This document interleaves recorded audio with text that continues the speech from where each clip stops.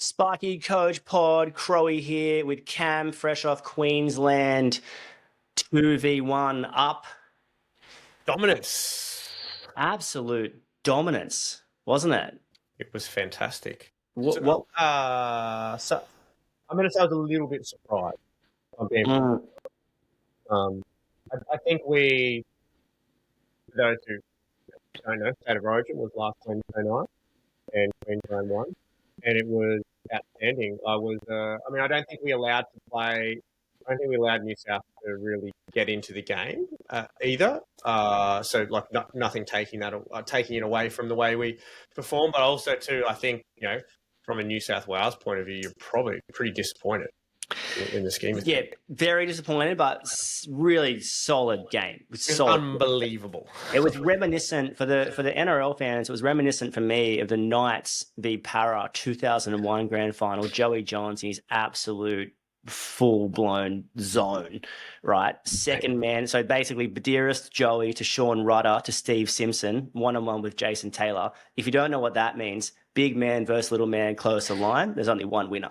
10 times out of 10, there's one winner. But their most insane game plan executed perfectly, and that's what it reminded me of. Not that the score was 24-0 at halftime, but it reminded me. But talking about game plans and execution we're talking today about gold star, gold standard clients, right? So I'm going to share a bit of a story. So Elodie and I went to watch Jesus Christ Superstar in the city around Christmas time. So it's about 6 months ago. So about 6 months ago, Jesus Christ Superstar, one of her good friends was playing Jesus, right?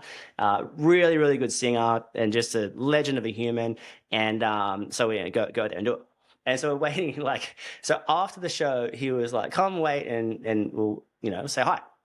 I haven't seen you for ages. So we sort of enter after. It was an awesome show.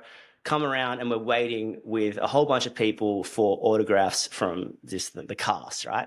So we're waiting there and waiting for Jesus. You might say the second coming of Jesus, which we're all waiting for in some extent. And anyway, so we're there, and there's this quite disheveled lady, and she's talking to lots of people, and she's like, when's Gordon coming out? When's Gordon coming out? And I'm like, I don't really know who Gordon is, to be honest. I'm not sure who Gordon is. And she's just like, oh, yeah, I come and see every show. And she's like, I'm talking super fan times 10, maybe times 100. Like middle age would be a compliment, probably on the older end, maybe the older spectrum, maybe mid 50s. Gordon, this super sexy 28-year-old. So there's a little bit of a mismatch unless good context. Unless that's your niche market. Unless Gordon's got he's got a thing, he's got a style, he's got a structure, and it's that type, right? Which is, I'm not against that, right? What you're into is what you're into, and what you do in your own time is what you do in your own time. But there was a clear mismatch of what's going on. Anyway, so she was stressing. He wasn't coming, and she's like, what do you think he's doing? What do you think he's doing? Does anyone have his number? She's like, she said this thing, and it made me instantly think of tradies, right? Or Sparky's reaching out to people. She goes, I've been writing him heaps of emails, but he's so bad with his emails. He's so bad getting back to me. And I was just like, I feel even bad talking about it. It was not it was a bad situation for all involved. Bad for me to hear about it. Gordon obviously didn't want a bar of it, and she was blissfully or knowingly unaware that this was a complete mismatch. Yeah. Ignorant or blissfully unaware. I don't know. Head in the sand would be a very polite way to put it, right? So where's Gordon? Why isn't he getting back to my emails, right? So reference that to this. You're cold calling, touching base with the wrong people. You're looking for Gordons, and your company is a disheveled old lady, right? So it's complete mismatch. Or your company is Gordon. This is so psycho to talk about, right? Because I think this is interesting. So first and foremost, you're a sole trader. You've got 2 or 3 staff. You're trying to approach the top dog builders in the area. Not going to happen out of your league unless you've got there's a capacity situation there. That's what I want to talk about today. And also the other way, when you've got there's nothing like entrepreneurship or running a business when you are in the zone and things are going well and you start to look outside of your zone. So it's like, hey, this is working perfectly. Why don't I throw a spanner in the works? You know, there's nothing like, I don't know what to call it, like the ADHD-ness, um, or that need to add something on, or the need to complicate what's existing. Like what sometimes as a business owner, you can have a niche market, right? Your niche Yeah. market, you're in the zone, you got your style, you got your structure, you got your overhead, you got your profit, and everything's sort of humming. And it's like, oh, I need to grow. And it's like, well, first and foremost, why do you need to grow? Why can't you be happy with organic growth? And maybe there's a reason. Maybe it's I got to feed mouths, or maybe we're coming into a quiet patch, whatever. But sometimes you can go the other way. Sometimes you're Gordon running successfully in your lane, doing well, doing everything not perfect, but close to perfect. Let's say you are perfect, whatever. And you start approaching disheveled old ladies, right? Let's say your company's a bad fit for service and maintenance, real estate work, or mum and dad Betty's. You know, and you would have heard us talk enough to be like, you have to know how to make all things work, Mm. but not all clients should be considered for your business, right? We have a no dickhead policy here at Sparky Coach. We have like it's certain structure. Like we probably will advertise in the future, but are so confident with our platform and program now. And when people reach out, like I'm not selling them, I need them to buy it. You know what I mean? Like I don't want to sell anyone. I'm operating off like the rehab, and I mean this with no discredit. I had to drive one of my best friends to rehab, and I was trying to get him into rehab before that. And it just wasn't like, they're like, oh, we can't take him unless he wants to come. And it was so hectic because I'm like, this person is so in need, and you've got a structure to help him, but they're like, oh no, until he decides that he wants to come, we can't help him. And that's the philosophy we've adopted at Sparky Coach. Unless you want to buy it, we will not sell it to you. Because when you want to buy it, then you're committed and then you actually get a result. But if you're on the fence and I can talk you into it, someone else can talk you out of it. And it's so cooked. Like it's so cooked. But back to so we know what we want to do. But do you know what you want to do in your business? Are you the profitable, successful business, and you know what you're good at, you know your structure, you know your pathway, and you're moving forward. And yes, you want to get some more clients in there, but just referencing finding clients that are a good fit. And I want to talk to you, Cam, about, I know you've got that passionate, like gold star, gold standard client, which to be honest, new financial year, you should be assessing your pricing, you should be assessing your team, you should be assessing their pay, you should be assessing your operating hours, like what you do as a business owner and what you will commit to and not commit to. You should be assessing your admin, your systems, your pathways, but you should be assessing who you're working for. And if you're just disheveled old lady, Gordon, get back to my emails. Mismatched thoughts. What are you thinking? Yeah, well, I mean, the immediate thing that comes to mind when you touched on if you're Now, if with the you're immediate things. thing, what does Gordon look like? Is that what you're thinking? Well, no, I did think of that, but I've got a probably fair idea. I've painted a bit of a picture in my head. But ambition versus ability is the first thing that comes to mind when, particularly, you are already humming along to an extent, like things are going nicely, and you're looking for some growth. Is that your ability as a business sometimes doesn't line up with the ambition. And then vice versa. The ambition that you have, the ability doesn't line up with that. And it's like, it's an interesting one because sometimes there's growth for the sake of growth. And then that actually ends up being detrimental because the ability of the company, and I'm not going to say the ability of the team. Let's not bring that into question immediately, but it does have an impact. But what happens is when there's more work that comes online and more requirements per day, so to speak. And what I mean by that is that there's more sites that are needed to be at. There's more, we need to tick off. There's more level twos to be involved, or EWRs, or connections in general. There's more sites to be at, et cetera, et cetera. Is that the ability of you as the business owner is limited, and you could be at breaking point, and then in turn you don't have the support around you. So then the house of cards can collapse really, really quick. And I'm talking like within 6 to 12 months, it can actually collapse, and it can affect you financially, staff wise, so you might have had a really good relationship with a particular client, and then they don't feel the love anymore because your focus is on your summer fling, so to speak, who you thought was the ultimate, but they just churned and burned you as well. So you could go really deep into that. The thing I think around just the comment that you made first up is ambition. The thought that comes into is ambition versus ability, which I think is something that needs to be noted, because once you sort of step outside your lane or your ability, it really can come undone really quickly. Now, referencing back to the gold star, gold standard client, I think it's it's really important to understand what works for you, and what, and I mean that's so many levels. So like, what do you like doing? What does your team like doing? What is actually profitable? Like, as in the type of work that you are currently doing, what is profitable, and how do you want to enter into those fields? So really important to have that. And I think sometimes is what you'll find is once you start to understand what is profitable, it makes a really different mindset of the way that you approach different clients. Now, I remember a mate of mine, they just organically grew, and to a point where he probably would say that it sort of it never got out of control, but it sort of just was like, oh, this, you know, they want a piece of us, and they want a piece. Like, everyone wanted a piece of them because they're exceptional. They still are exceptional what they do, and they've been around for a long time. And I remember catching up with him a few years ago, and he's like, "Yeah, we just broke up with, all these builders that fall into this category." And I was like, "Oh, why?" And he was like, "Oh, well, because we have no control over the job as such. So we come in, we make up about 5 to maybe 10% max of the job.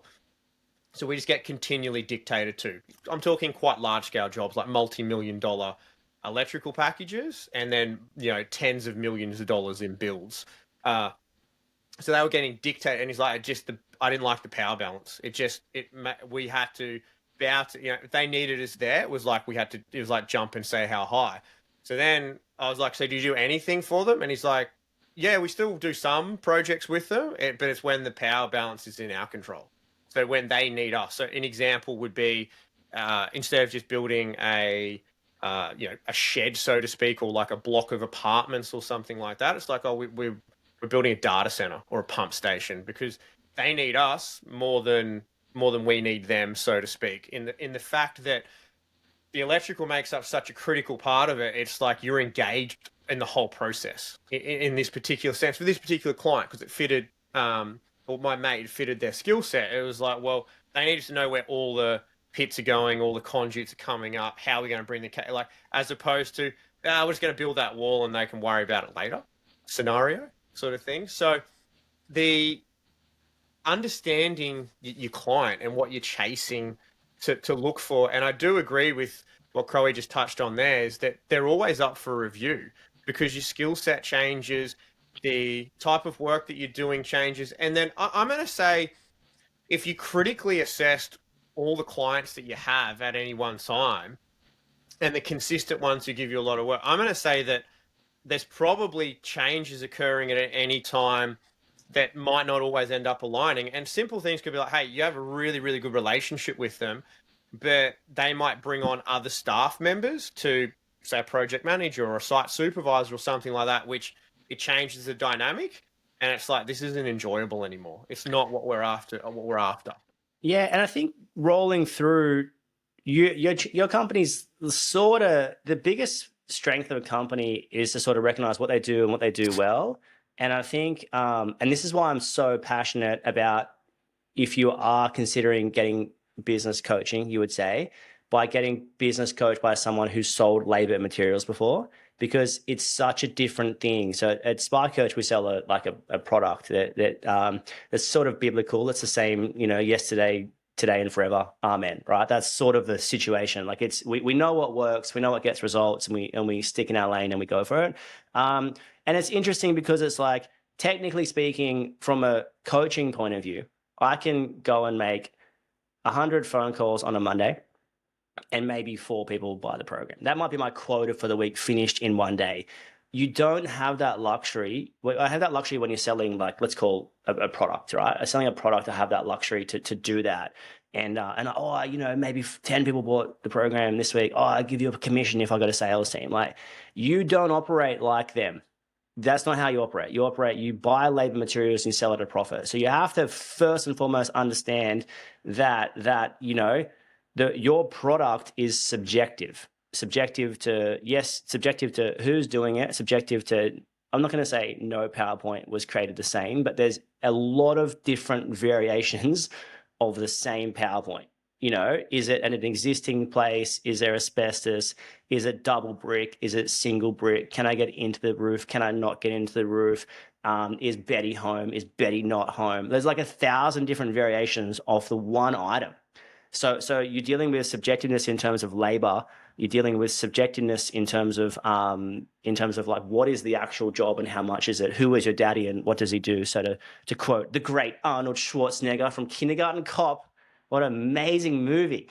So good. What was the bad guy's name? Crib, something like that. I can see his face. He looked a lot like Steven Seagal, but like a bad version. Yes. Yeah, bad, like same slick back ponytail. Anyway, we digress, but you really got to nail what you nail. And then if you're going to go outside the box on cold calling and if you want your Gordon, right? You're going for Gordon. That's cool, but are you a good fit for Gordon? And is Gordon a good fit for you? And I think sales should be mutually beneficial to both parties. So if you're looking at it, and I see people go, oh, I got a call from the contracts admin, and I talk about this a lot, like, oh, I've got a 400 grand job in my pocket. I'm like, cool, you've got a tradie and apprentice team.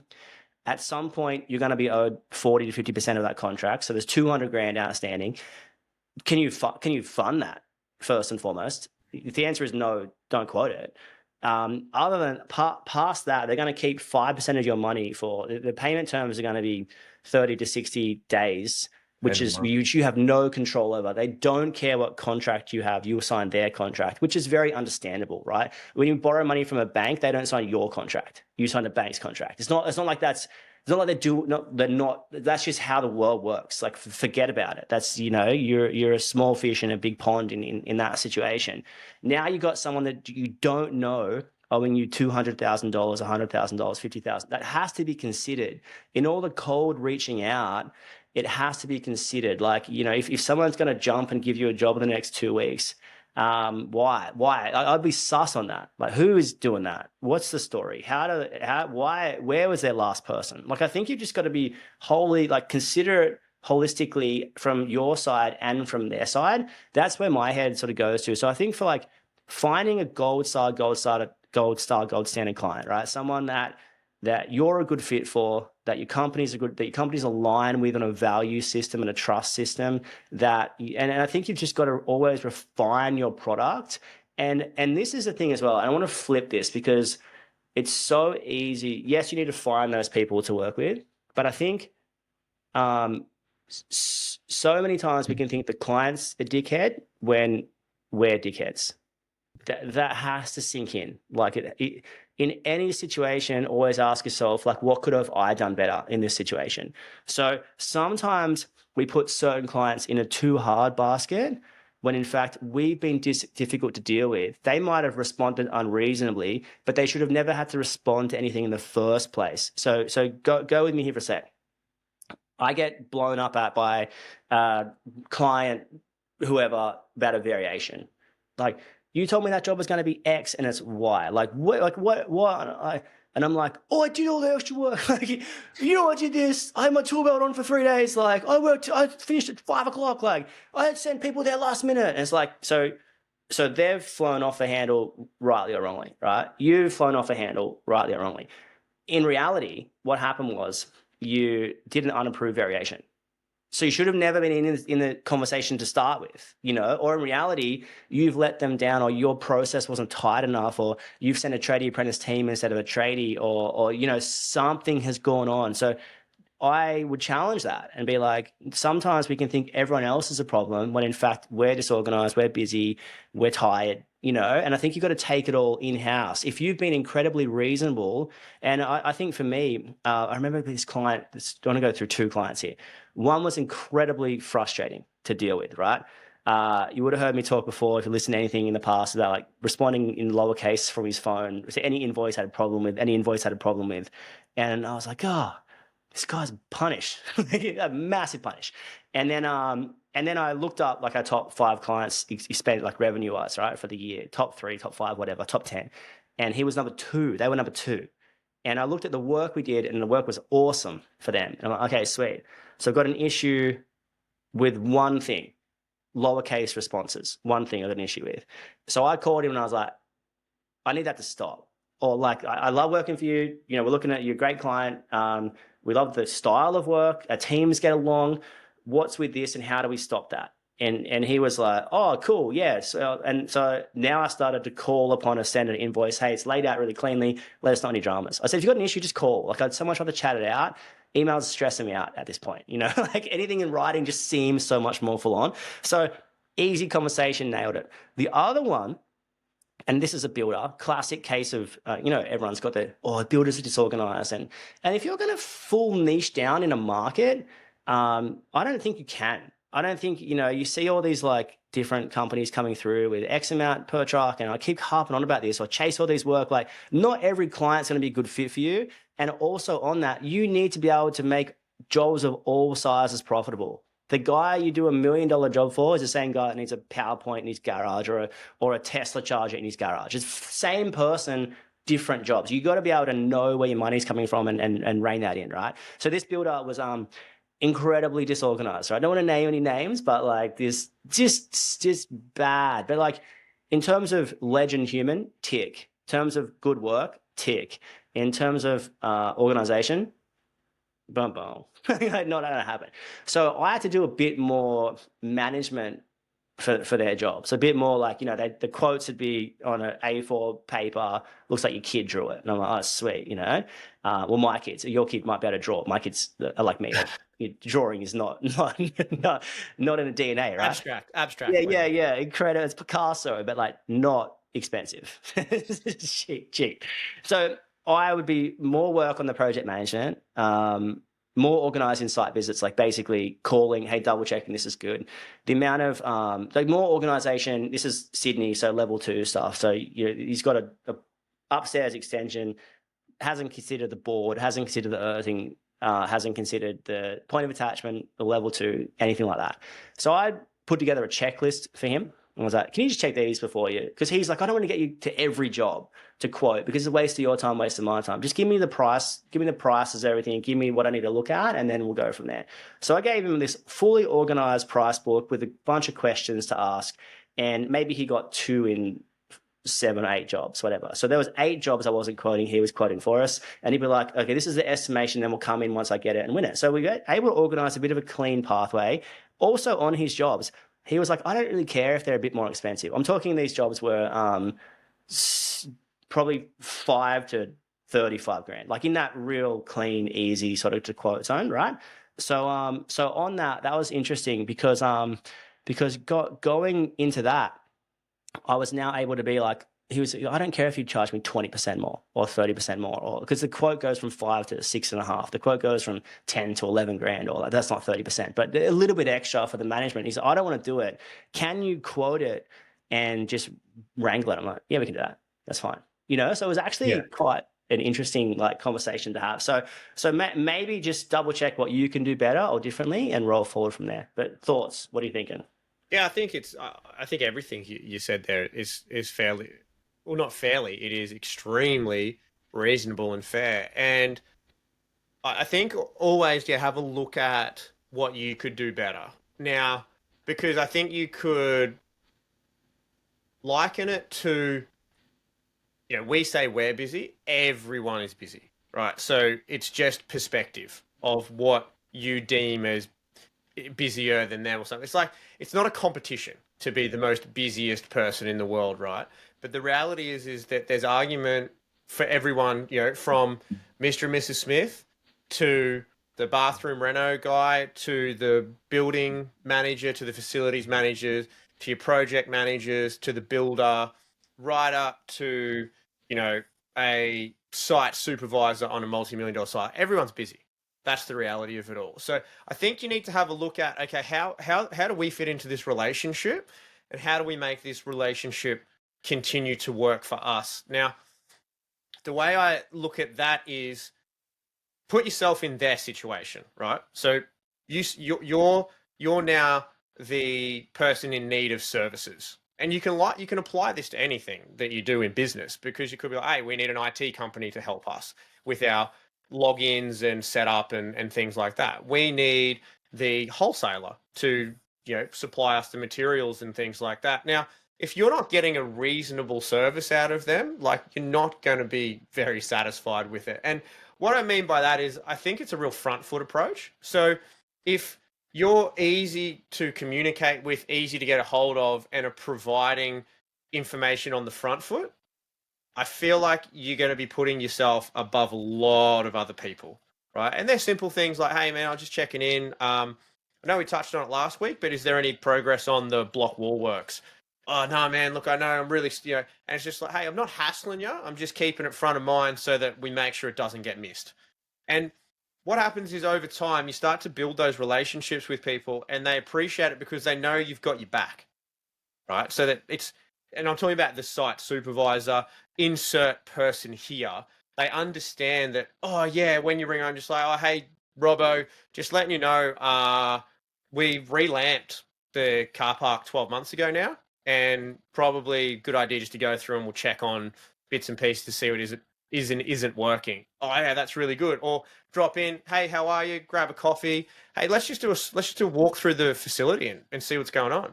Yeah, I've been meaning to call you, you know, for, you know, 6 weeks. I already know I've got a list. Hey, it's on my desk. Grab a list, and there's 6 things to go have a look at straight away. So I think a real key here is, don't see the client as the burden or the problem, like, oh, they're so hard to deal with. Look at ways to make their life easier, which in turn makes your life easier, which then in turn, I'm going to go out on a limb and say it's going to give you an opportunity for more works and more profitability as well. So it's almost like applying essentially like a bit of a duty of care in that sense. It's like, hey, you know, we're just going to apply a bit of a duty of care here, of, we're going to make sure that we just do these things and look after our particular client. And I've always likened it to the mechanic, right? And I must say, I hate the word upsell, because I'm not really about the upsell side of things. What I am about is the duty of care and a responsibility. And you can liken this to Mr. and Mrs. Smith's house, your building manager, the bathroom renovation, your new build, whatever it is, right? Hear me out for a second, the mechanic theory, right? So every time your car goes in, there's, you know, they could call it a 100-point check, a 20-point check, whatever it is, right? Basically what it is they just whip around the vehicle and they just do a checklist and tick bits and pieces. And then they generally give you comments like, hey, just letting you know, this item here, like this item, this item, this item, and this item. And they basically like traffic light them in a sense. It's like, hey, like, you actually really need to do this. This would be nice, we're just making you aware of it all. Now, obviously, like, we didn't come down the last shower. They're obviously in the business of making money as well, right? So ideally, yeah, the more work they do, the more money they can potentially make, obviously. However, it is also, simply put, a transfer of duty of care, so that they've made you aware. Whether or not you accept it or not is not up to them. It's now completely onto you to be like, yes, I want to do that. No, I want to do it.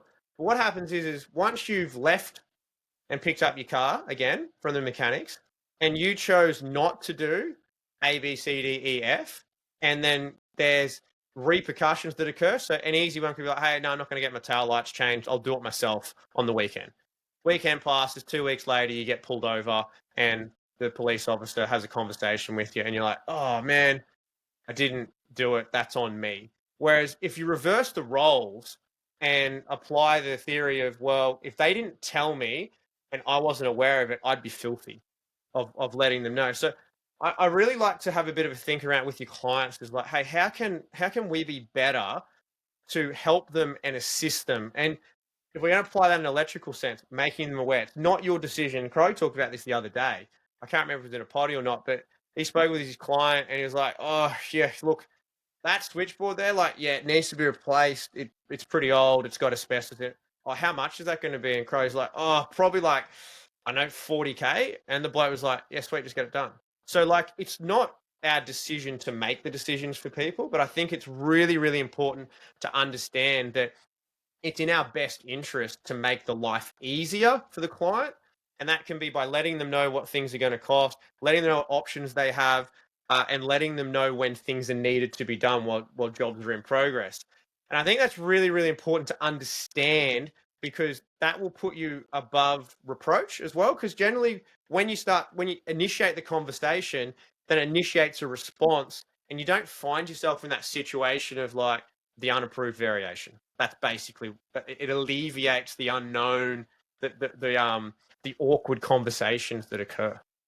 Yeah, it's so interesting, right? Because if you looked at everything like a trust barometer, so 0 is like you're untrustworthy, 10 is you're trustworthy. Obviously, you want ultimate trust with the client. So you've got to look at what builds trust. And I think if you saw your day pan out and like everything is building trust with your client. So if you're on hourly rate work, are you treating their money how you would expect your money to be treated? It's huge. And that doesn't even like it's not even stopped at hourly rate work, right? It's also stopped at quoting. Like you can get away with one, two, or three. Maybe you get away with one, and you're a bit higher. Second, bit higher. Third one, lost client. So it's like there's an ethical responsibility to be within a market range. And not like it's not saying you can't make money, but there's ethical responsibility for a long-term client to be within a market range. There's only so long you can overcharge for something before you get exposed. That's just the reality. You don't believe me? Go and buy 3 or 4 $12 coffees in a row. You're not going to buy the third or fourth one. You were stopped at the second one. First one, maybe you didn't know about it. Second one, I had nowhere else to turn. In a rush, yeah. Everyone wants to be like so cooked, man. Everyone wants to be, price like Uber and a price like an airplane. And it's like, yes, sweet. So if you need me, you pay more. And there might be merit to that for like a new client. But there's no merit to that for someone who transacted $2 million with in the past 5 years. There's just no merit to that conversation. That's eroding trust, in my opinion. That's not a partnership. That's a one-way street. And everything has to be beneficial for both sides. So what else do you think builds trust, right? So you've got they answer the phone or they respond to me or someone answers the phone or someone responds to me within a reasonable time frame.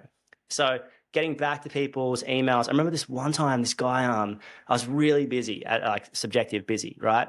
Busy, like Dr. Evil, laser. So I was really busy and I remember I was checking the island, Shark Island, maybe the world's greatest bodyboarding wave. Maybe not, maybe up there. Anyway, with my mate, and he's like, I don't know what time it was, 3 o'clock. And I scrolled back and I got to 10 a.m. on my phone. So I'd made or received or missed 100 phone calls in 5 hours. And that was sort of my life at that point. And he was like, do you really need to take all those phone calls? And I was immediate business owner response, yes. I'm the most important. No one else answers the phone like I answer the phone, right? No one else says hello like me. Classic case of just that stage of business. And it was interesting because I was like, there's an element of responsibility on that time that is the client calling you the burden or is the amount of phone calls a burden? Someone trying to give you money is not a burden. Someone trying to give you work is not a burden. Someone trying to work with you is not a burden. But when you've got 100 people trying to call you in an hour, that's the burden. So the burden is not the people calling you. So I can't take it out on someone that's trying to give me money.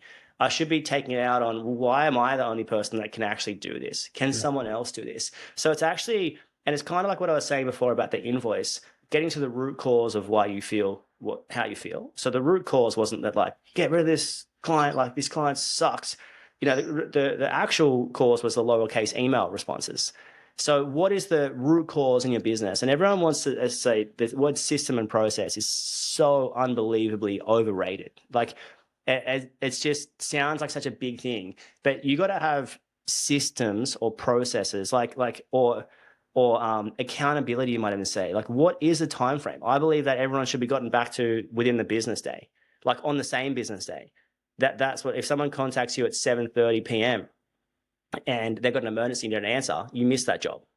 And what if that job was a client that actually genuinely needed you, that one of your existing clients, and now someone else has got a foot in the door? So I would try and reference it like, what is everything you're doing building trust or not? Turning up on time, building trust. If you're there when you say you're going to be there, or simply you do what you say you're going to do. Let me get that to you. Yeah, sweet. When? By tomorrow night. Cool. Is it done or not? Because that becomes critical and important. And a lot of the stresses and pressures we feel is not because the quote needed to get back. The client's not the problem for asking for a quote. It's the fact that I'm busy with other stuff and the quote's not priority and it's later than I said. So that the anxiousness or worry or annoyance sometimes isn't the actual task. It's the fact that the task is late or delayed or behind, or there's too many tasks for me to actually handle.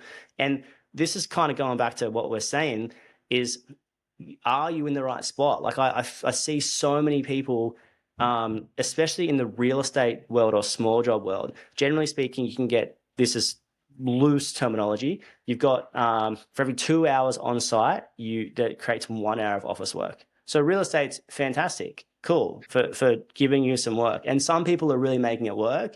But you've got to have that back end admin office situation. If you don't have that, who's doing the office work? So for 40 hours of site work, there's 20 hours of office work. Who's doing that? Is that you? And how long can you sustain that for before you go into breaking point, like a Kit Kat snapped in half, right? Which is great and tasty, but not when it's your body being broken in two, right? So it's super interesting, but like, I think the trust conversation has to come into it. And this is what, we did release that Finding Work Bible on the weekend, I think, Saturday, and that's a great thing. Everything you need to do about finding work. That's not, I don't think you should be paying someone to help you with your organic lead generation. You just got to wrangle it and do it and take your opportunities. I feel like if you go through that sheet, there's a few things if you did every single week for 3 months, there's no way you've got no work in 3 or 4 months. But of that work you've got or you're getting or you're currently doing, how much is quality? How much is good? How much is not quality, but this is crazy. Like, how much is not quality, but you can make better through your systems and processes, right? And how much is not quality, but you can't make better.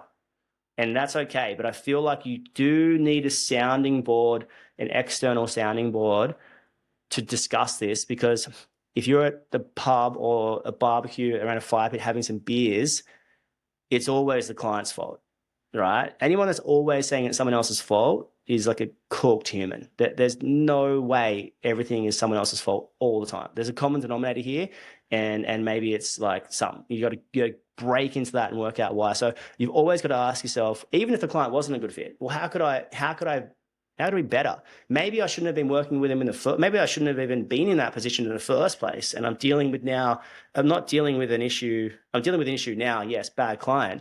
But the real issue started 3 months ago when I cold called them and I sent them 10 quotes and they got back to one of them and it was the cheapest price. And now I'm in the fruit of what I created.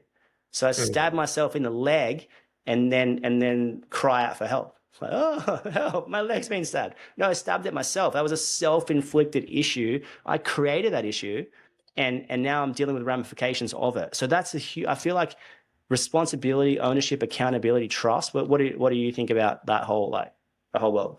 Yeah, well, probably echoing it a little bit. I think that nothing gets gained from blaming someone else. So I think you need to look at every situation, yeah, with its own merits. And look, yeah, there probably is an element of like, oh, hey, maybe it wasn't the right fit, maybe it wasn't the best partnership that we're entering. But I think you got to utilize that to be like, how to be better? How could we be better? What can we change? What could we have done better? And have the conversation if you need to. Just hey, just seeing like what was it on your end that didn't work out? We're just trying to get better. And like no hard feelings or anything like that. But I think if you are open to asking the question and open to a little bit of criticism, so to speak, potentially, or maybe maybe it's not even criticism. Maybe it just might be. It might just like hurt a little bit. You're just like, I probably know what they're going to say. and it was because I didn't do this, or it could be completely out of your control in the sense of it was something that a staff member did on site with, they may have, the way they spoke to someone, the way they executed or something like that. But ultimately, it's a reflection upon you and your business. So you're like, probably not what they're going to say. And I reckon then you can dive in deep. And I'm going to say nearly always that if something like that happened with a staff member, I reckon you would have had doubts about that staff member previously, or been like, maybe they shouldn't have been on that job because, hey, we heard about situation A and B 12 months ago, but we didn't remove them from the situation or deal with the situation then. So I think you got to look at everything as like a learning curve, and without being harsh about it upon yourself, is looking at it as like, hey, this is how we can get better. And probably want to, I guess, finish it with a comment that I learned a long time ago, is to don't take it personally, take it professionally. So yeah, they might come back with you, a client, with some kind of feedback that you might be like, oh, that doesn't sound great. But equally too, you might have some feedback for someone else, and I think you can apply this to any sort of part in business. Is so don't take it personally, because generally speaking, that's when all the emotions get involved. It's like, you said this, or no, you're the dickhead, or like you start to get a little bit fiery about it, and I'm going to say when you get emotions involved, nothing's rational. Like, it all just becomes the most irrational conversation in the world. Whereas if you're taking it professionally, it's from a standpoint of, hey, this isn't a personal attack on someone in particular. It's just, these are the facts. And I think that's like, a lot of the time you can liken it to, if you get that negative email, text message, phone call, or situation occur, I probably would always recommend don't react to it immediately. Give yourself 24, 48 hours, write out the 5 or 6 things. And generally, because when you react to it in the moment, you become quite generally not heated, it's just emotional. You're becoming emotional around it, and you're sort of swirling with all these feelings. And then when you step back, you're like, okay, sweet, fact, fact, fact, fact, fact. Or thoughts. These are the thoughts. So it might not just be facts. It can be just, hey, thoughts or reasons around it. And then you can have the conversation. And often you'll find that it becomes a lot more reasonable too. Is that like, you might be like here in like some kind of standoff, and then by the end of it, you're actually here in the middle. You're like, oh yeah, we were probably both unreasonable a little bit, and we've come back into the middle because we've acted emotionally around it. So I think learning to be, how can I be better professionally? And what you'll find is that you can move on from things a lot faster too. It's just like, hey, yeah, cool, no problems, but what did I learn from it? I think ultimately, when we're looking at these gold standards type of clients that, we all want to work with, we want to bring on new people, we want to bring on new business, we want to expand the company and get better and things like that, is that have a look at, righto, well, does our ability match our ambition to begin with? Do we actually have anything in place do we have a proven track record? So like, what we've been doing, is that pretty tight, or are we just writing off bad debt for fun sort of thing? Because like, oh, but you said to do the variation, and it's like, yeah, but you didn't tell me it was going to be 50K. Like, no one in their reasonable mindset would do that. So I think really push it. And I would say that most people generally appreciate it, right? And I think what you do is you'll find out where those clients sit. So if you've got a really good cost plus client, their expectation may be enough as like just an email of like, hey, just let you know this, or just a written document that gets scanned to them. Where another client might be like, hey, we do the walkthrough, we do the site visit as such, and we line out like, here's option A, B, C, D. We present it to them. Everyone waits a fortnight until they've had their discussions, and then we proceed with it. So I think it's about understanding and knowing where your client's expectations are. And everyone's going to be different. I think that's fair to understand. But you want to be able to have the ability to be, I guess, operate at a level where you feel comfortable, obviously, but also too, so that you're an element of not beyond reproach, so to speak, but it's like, hey, I've dotted all the I's and crossed the T's. That's not fair. Like, we've you told me that was okay to go with. We presented everything to you, and then now you're coming back to me and saying that's not okay. So I think it's really important to know where your capabilities are to sit in. Yeah, and on this too, the variations kind of thing, and just regular invoicing, regular communication. So someone challenges something, it might not be, they might be asking a question. Like, not everyone that asks for a discount is a bad person. Not everyone that asks a question is a bad. So if you, and this is where for me, the big separation of everything coming out of it is that, like, you got to see yourself as operations manager of your business. If you're the big dog and you're everything, you can make everything's emotional. Like, giving someone a credit is emotional. Like, giving someone, like someone not paying a variation, or charging someone variation, or charging someone in general, it becomes emotional. This is why it's so important to know your foundational numbers. So as a big dog operations manager, right? You're just making educated and good decisions based upon what's best for the business. So if someone calls you and it's a disgruntled client and it's a $500 job, it's like, look, I'm so sorry. We feel like we communicated excellently. We don't want any dramas. Would you be happy with 380? Because 380 is your break-even cost, because you just looked at it on your job management system or one of our spreadsheets. Yeah, that's it. So quick, swift resolves in a non-emotional manner, treating like you. If it was my business and you worked for me, you couldn't fly off the handle. You would lose your job if you flew off the handle. So so try and picture it like it's not your business. You just work for it and act accordingly, because how would you act if it wasn't your business? You'd be like, oh my gosh, yeah, I hear what you're saying. Let me look into it and come back to you. And if you look into it and come back to them and you're like, hey, we sent this email on this, and this. It's dated here and here. All the amounts are here. Done. And then also now you're looking at the process going, how come that client owes me $70,000? Why isn't it $10,000? Why is that invoice 4 weeks late? Why wasn't there some consistency and a rhyme or reason? And this is where the trust comes into it as well. Like, if you're getting quotes out on time, getting invoices out on time, it's all building trust. So my biggest encouragement in the final wrap up is build as much trust and as much goodwill as you possibly can.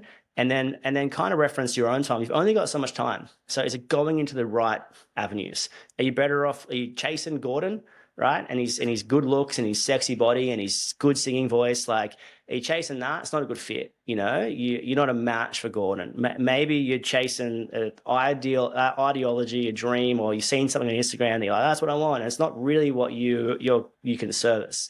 So back to reality, Eminem style, snapping back to it. And I think my biggest encouragement here is work out who you're working for. Just have a look at it. Work out how can you better serve those clients, and what do you need? Do you need anything else from them in a non-emotional way, just in a way that's like practical, operations manager, working out vibe? I don't think you should ask for feedback if they're not giving it to you. Like, if I ask you what's wrong with this jumper, you're gonna be like, hey, there's a hole in the arm. Well, sweet. Well, I shouldn't have asked because you didn't notice before. So sometimes you can, like, sometimes the client will tell you if you've got food in your face, perfect, but you don't ask that what's wrong with my company. It's just you're gonna force people to answer a question they don't want to, that they're not thinking, they haven't thought about you. No one cares about you, like, pretty much. You've just got to, like, I mean that in the nicest way possible. Like, they just care that you've got what they need. How can you operate better? Like, people aren't thinking about you as much as you think they are. They're thinking about their company, their personal life, their business kind of thing. So make your business as good as it can be and then roll forward into maximum enlightenment. Love it. Awesome. Peace. Enjoy. Bye.